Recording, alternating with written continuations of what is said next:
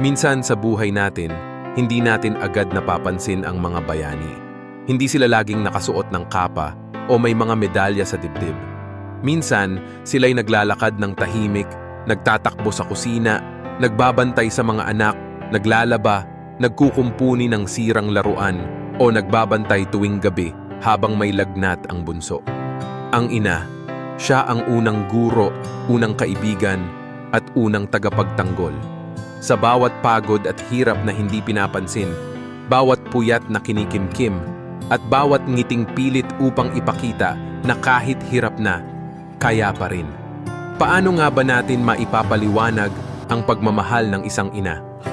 Hindi sapat ang salitang salamat. Hindi rin kayang pantayan ng mga regalo ang sakripisyong binigay. Ang maaari lang nating gawin ay ipakita at iparamdam na ang kanilang pagmamahal ay hindi nasasayang